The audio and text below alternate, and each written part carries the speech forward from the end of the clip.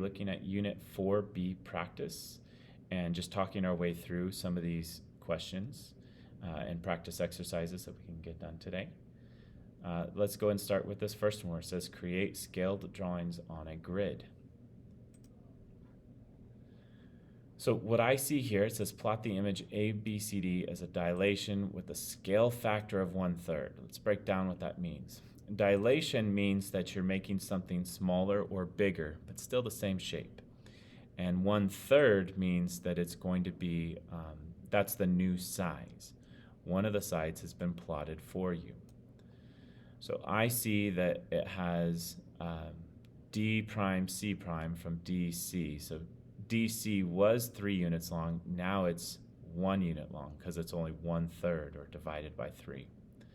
For this other one, I need to count. I'll count 1, 2, 3, 4, 5, 6, 7, 8, 9, 10, 11, 12, 13, 14, 15, 16, 17, 18. So it's 18 units horizontally, but 1/3 of that would only be 6. So I'm going to click on D and go 6 units. 1, 2, 3, 4, 5, 6.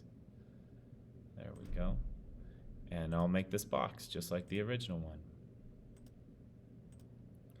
And so that box now has side lengths that are 1/3 the size of the original. Or you could say that the original is 3 times the size of the first one. Now, if I didn't like one of my segments, I could click on it to delete it in case I drew something incorrectly or wanted to change it. I submit my answer, and there we go. 3 becomes 1, 18 becomes 6. Excellent.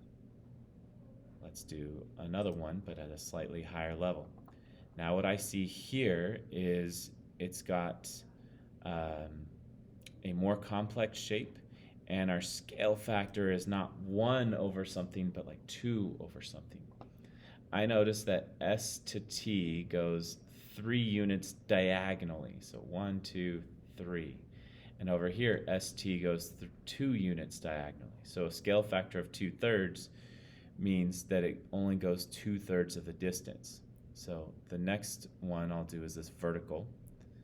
And it's 3 units vertically, so that means it's only going to go 2 units vertically. Let's do the horizontal here. From V to U is 1, 2, 3, 4, 5, 6 units horizontally. So 1/3 of that would be 2, and 2/3 would be 4. So we're going to go out to 4 units. And for this last one, it does, it's just connecting T back to its original shape.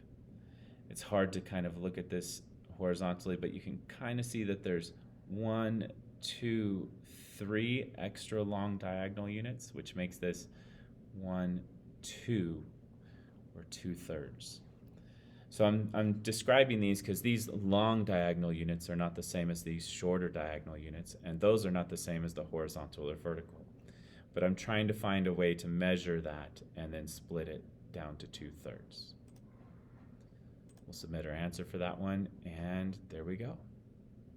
They show a way to do these diagonal ones as a step. So they show 1, 2, 3, and they only went 2 out of the 3 steps instead of the full length. All right, let's look at scaling numbers. What could you divide and then multiply by to go from the first number to the second? So to get from 77 to 33, well, both of these have a number in common that we could divide by, and that's going to help me. It says to get to 1, divide 77 by 77. From 1, multiply by 33 to get to 33.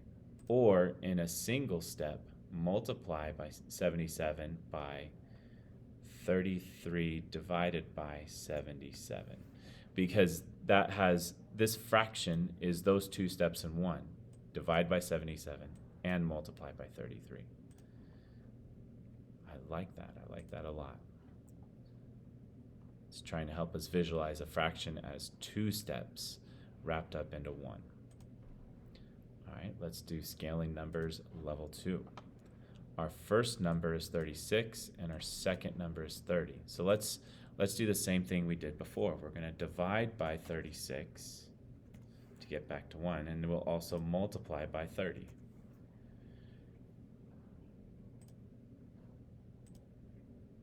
Well, it wants us to write this in a simplified fraction. So 30 over 36, both of those are divisible by 6. So that would be 5 on top and 6 on bottom.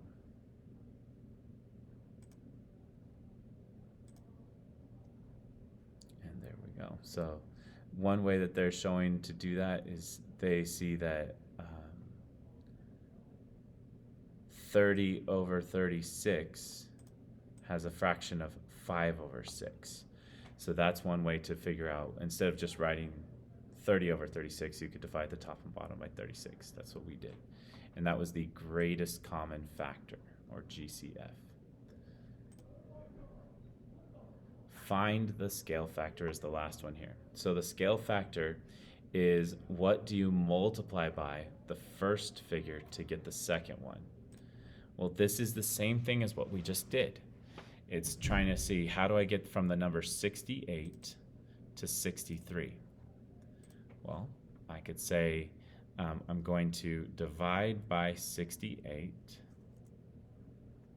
but I'm going to multiply by 63.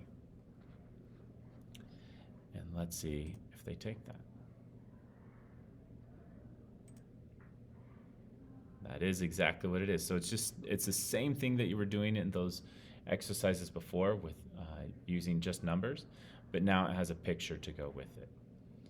I'm going to do another problem like this. Oh, it's the same idea. I was going to try to do it slightly different, but this one does say express your answer in simplest form, and I have a feeling that this one will have that in there. For example, if I were to say divide by 27 and multiply by 6, if I submit the answer, it's going to say, are you sure you want to submit this answer? I'm going to say yes, because it's going to correct me and tell me that I needed to write it in simplest form. Your answer is not correct. Try to find your mistake. Well, 6 and 27 are both divisible by 3. Let's see how we can write that in Duda-Math. So I could say up here, if I double click it, it gives me kind of a simplified version of it. And so the top and bottom could both be divisible by 3. 6 divided by 3 is 2. 27 divided by 3 is 9. So 2 divided by 9. And there we go.